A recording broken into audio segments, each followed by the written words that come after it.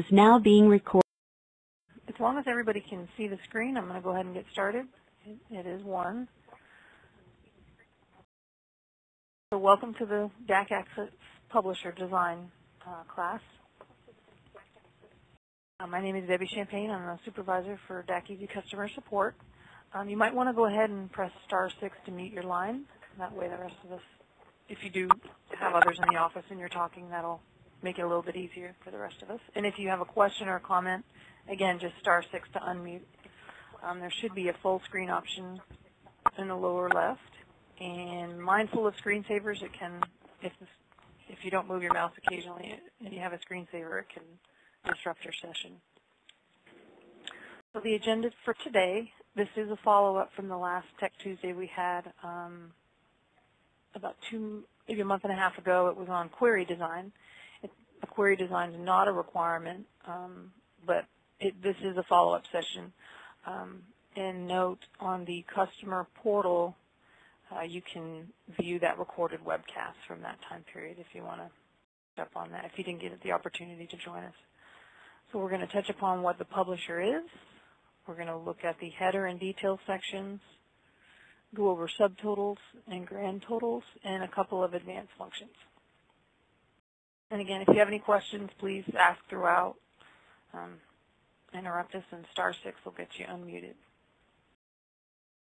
So let's talk about what the publisher is. It does allow you to formalize the queries that you've already created under DacAccess and Query. With the query, you can only get queried information, just results on the screen. You can't formalize it in any way. You can't get any totals. So the publisher is a secondary report writer for the DacAccess query if you choose to have like headings and you need totals and that sort of thing, as well as you can generate subtotals. So let's jump right into it. When you first access the publisher screen from DacAccess Publisher, you're prompted with the report editor. And this is where you enter a report name for the publisher. And to the right of that is data source. The data source field, if you select lookup, is actually the query name that you created from the query, because you're basically pulling in the query into the publisher. So again, that data source is referring to that query. Once you enter the data source and hit enter, the report defaults box comes up, and this gives you an initial setup option. You can print in normal or condensed. You can adjust the report width, either 80 or 132. And you also have the opportunity to have a page break on group footers, which means just produce a page every time a subtotal is generated. So when you first access the query and you've entered through that initial, report default screen, you get basically a blank page. It's kind of a blank canvas, if you will. You'll notice that it's broken up into 4 different areas, sections: the page header, the detail, the group footer, and the report footer. So let's touch upon the page header first. This is obviously the top portion of the report. This is where you're going to enter, and it's optional what you put up here, of course. Any company information here. You can see I have a title. I have the company name, address, phone. You can place your cursor where you want. You can just type right on this canvas, or if you click lookup, you're then prompted with the option to select company text. And from here you can select the various, if you hit lookup, you can select name, address, phone, and it's going to pull all of this information from your company information screen. There's also the control fields where you can pull in time, date, and page. And then the query fields, really just to use as a label or a heading of your columns. And again, basically you're just going to place your cursor where you want the text. You press lookup or type right on that page header. Now it's important to note that the publisher is keyboard generated movement, meaning you're going to not rely on your mouse as much as you're going to your up and down arrow keys, your space bar, your enter. And that's important to know because the movement can be stifling at times if you forget about that.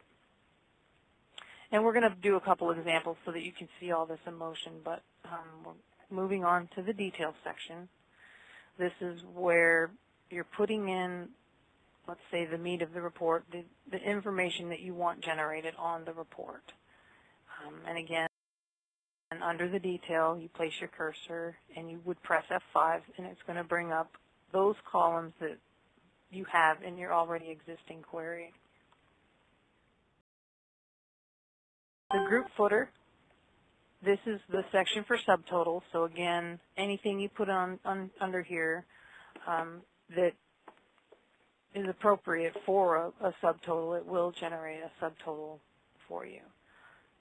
And then the report footer, of course, this is where you're getting your grand totals. And so in this example, you can see I've pulled in, I want grand totals of on-hand quantities, committed quantity, and an available quantity. So for this example, my publisher report, based on what I have on this screen where I've developed the publisher, it generates this report. And you can see the title at the top, that's the header, the company name, the time, the date, the page.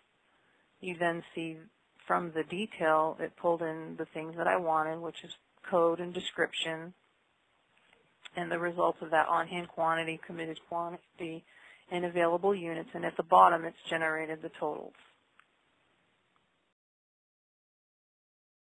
So another example, just to hit on the group footer, this is a little bit different report so that I could demonstrate the subtotal functionality. You'll see I have salesperson number, subtotal, tax total, grand total, and this is the result of that. This is the report that's generated from that.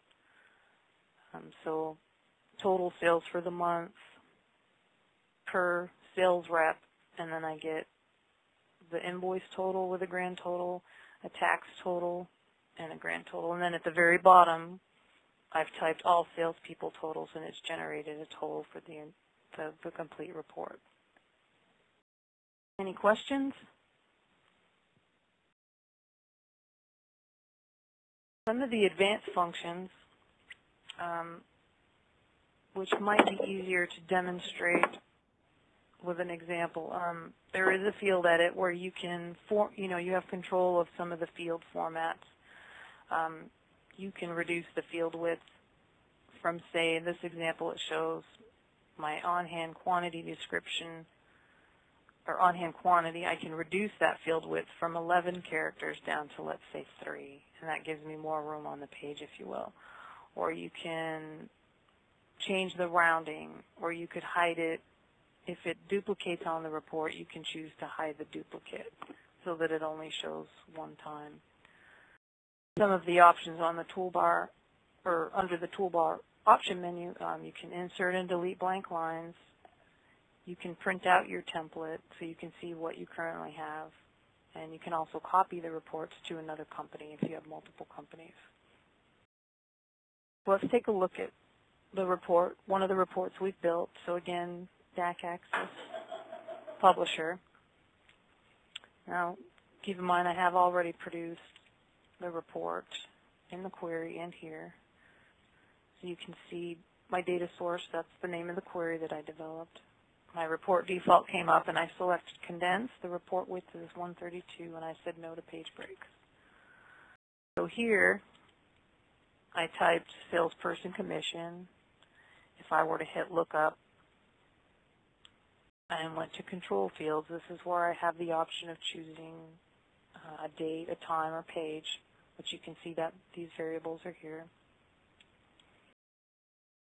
And I've added these titles. These are the label column labels. I just typed right on the template. Or, you could put salesperson, for example. That's what you want the title to be. Excuse my spelling. And then in the detail, these are the items that I wanted to show, the customer vendor number, invoice number, transaction date. And again, each time you want a field value, you're selecting lookup, and it gives you the option of what you've already chosen on your query. These are what we created initially in the query. Customer code, grand total, invoice number, posted, salesperson, etc. And then you can see here in the group footer, which is generating the subtotals per salesperson, these are the items I want subtotaled. Subtotal of this invoice, of the invoices, subtotal of the tax, subtotal of the grand total. And then at the bottom, under report footer, again, I've asked for a grand total of all the salespersons, of all the subtotals, if you will. And to generate your report, select print.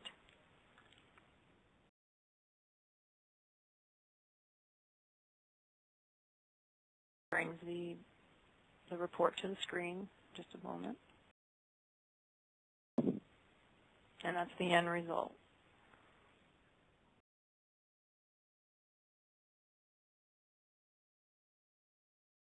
And again, on the toolbar under options, these are the different advanced features you have. Again, copy this report to another company. The print format is basically going to print out the format of the report I've chosen or that I've created. You can print that throughout just so you can see what you have on there. And basically, it's just a layout of what you've selected. That can be useful if you want to make another report. You can just print this out and create it again. And any questions?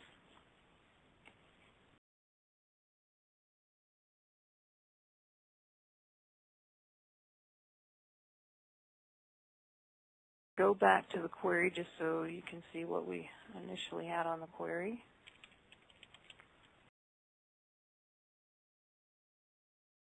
Again, this is where the initial report was created, and I selected transaction date, customer vendor number, salesperson, invoice number. A few other fields that I chose to not show in my publisher, but I want to control the output, if you will, of what is displayed. For example, if I chose your reference, I only want to pull those items that are not marked as deleted. I only want to pull items that are, yes, posted, if you will. And so all this will then get carried over to the publisher. Any questions? Do I have anybody on the line that's used this before, or are you all just interested in learning how to use it for the first time? *6 will unmute your line.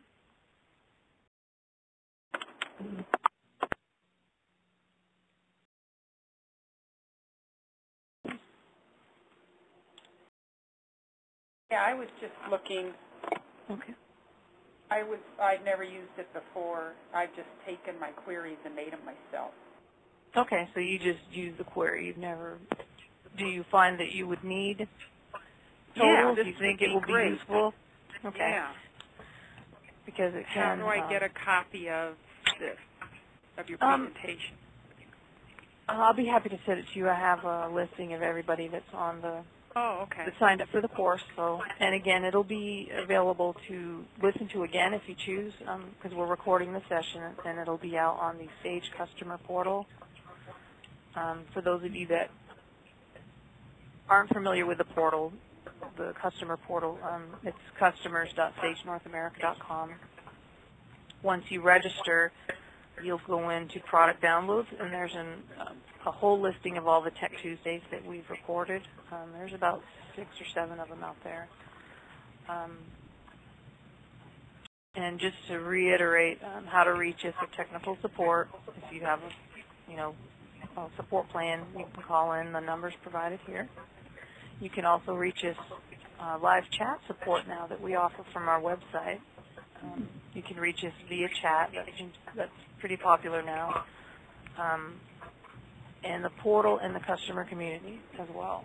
All these are listed here. The next Tech Tuesday will be September. We're going to go over updating sales prices on inventory. We found that there's quite a few people that there are standard ways of updating sales price, but we also have some other ways that we'd like to share with everyone. And then November, the budgets, creating budgets for year end. And you can register just as you did for this course at www.sageu.com/DacEasy. Well, if we kind of breezed through this pretty quickly, I'm hoping that it's because it's self-explanatory or that I've explained it well enough. Hopefully you can all get started getting your queries into the publisher and getting those report totals. Do we have any more comments or questions?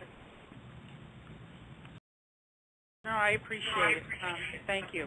I think it'll just be getting in there and practicing before, and then, it is. Questions. Exactly. It's not the easiest thing to explain, if you will, through a PowerPoint, but I hopefully have gotten you more comfortable at least going in there and getting started on it. And again, we're here in support. We'll, although we don't, support creating the reports, we definitely want people using it and getting started in there. So don't hesitate to call us. And again, join us for the next Text Tuesdays. And if that's it. I have a question. Okay, please go ahead. Are there other recordings or that we can go into for the basic query? How that works? Yes. Again, that's on the portal, the customer portal, which is right here, customers.sage.America. Once you log in, you'll go to product downloads. Yes. So once you click on that link, that's the first thing in the list that says Tech Tuesday courses. And I believe the last one on that list is DacAccess Query. Great. We can catch up. Yeah, you can get started using the query, and then you'll be able to jump over and get those totals and formatting done in the publisher. Do we access the chat just through the, that's not the Sage portal then? There's a couple ways of accessing chat. That's a great question. If you were to go to our webpage, which is na.sage.com, Sage DacEasy support, there's just a button there you can click live chat, and you'll select DacEasy, and that'll get you to a support rep. Or you can also, if you were to go to the portal, there's a live chat button there as well. So there's two ways of getting to it. Thank you. You're welcome. All right, I have a question. Okay.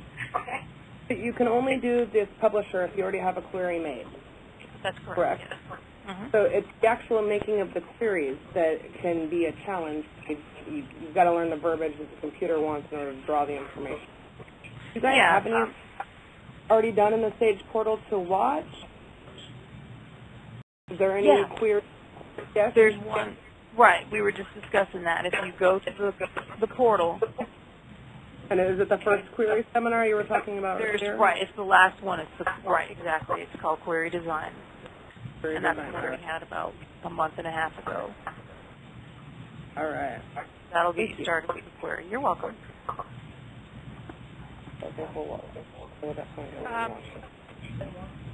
I'm trying to do this, and I'm not even able to put in my business. But I guess I'll wait till you send the PowerPoint to me. It'll make more sense. So you developed your query, is that correct? Yeah. Okay. And I'm in page header, and it said DacEasy, and I deleted that. I went to look up, and I went to company text, and I clicked on the name. Okay. Oh, there it did it. Okay. You have to, place your cursor and maybe just hit enter. Double click. Okay. Yeah, then it works. Let me just go over that with you one more time. But let's see. Yeah, that did it. When I double clicked, it took it in. But now, so that's your header, and then I've got, it says PT, type, order number, name, order date. Is that in the Is that in the header above portion? Detail. So I guess Okay. that it's above the detail, so that means Okay. that's the header? Yes, so that would be like just the name of your column headings, if you will.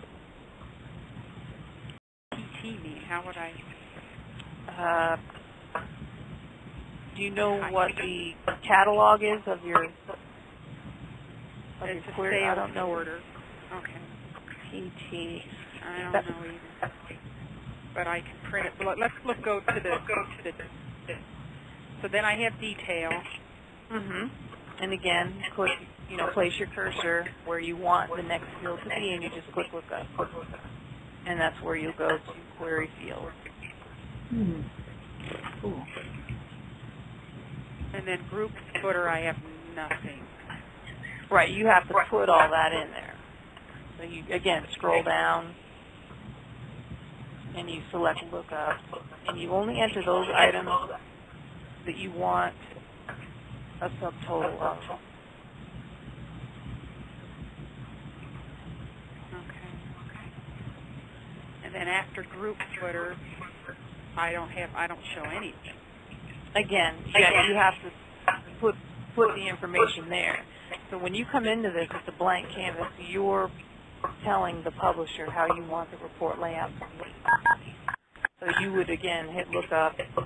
Okay, so Query if field. you wanted a total for each salesperson of their sales, and then at the end you want a grand total like you just showed.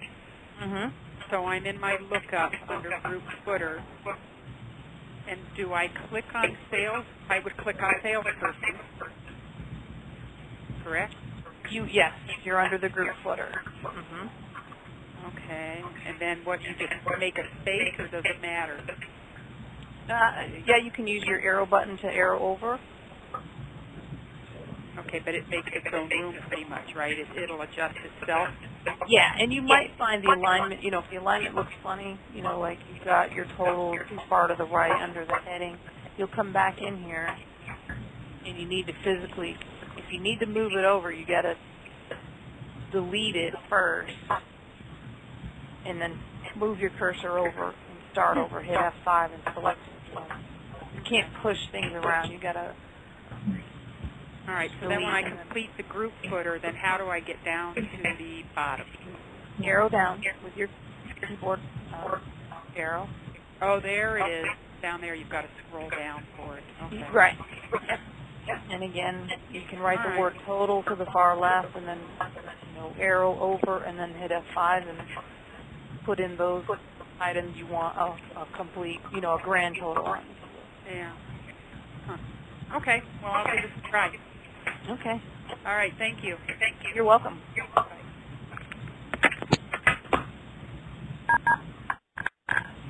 Well, I think that might be it. Any other questions?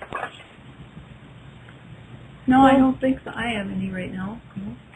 And what was your name? I missed the start. Debbie Champagne. Thanks you, Debbie. You're welcome. Thanks everyone for joining.